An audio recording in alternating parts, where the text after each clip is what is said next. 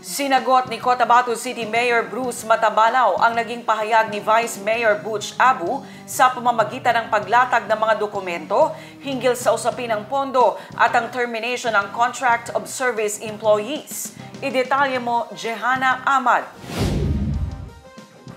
Binigyang linaw ni Mayor Bruce Matabalaw sa pamamagitan ng paglatag ng mga dokumento ang gusot ngayon sa pagitan ng sangguniang panglungsod.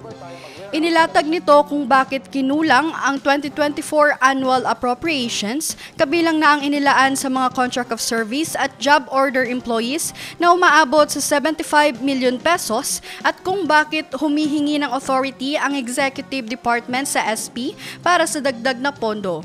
Sa taong 2022, mayroong 25,449,000 na fund augmentation. 42,258,003 naman sa taong 2023. May 7 million para sa taong 2024 at dagdag na 49,857,671 na fund augmentation.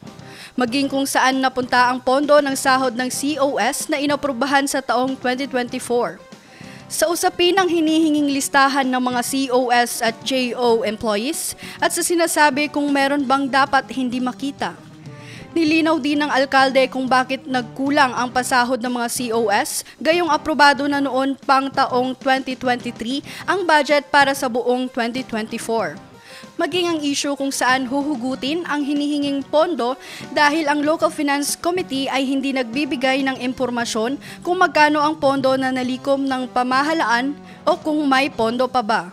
Isa sa mga apela ng alkalde sa SP, nabigyang respeto ang mga resource persons mula sa Executive Department.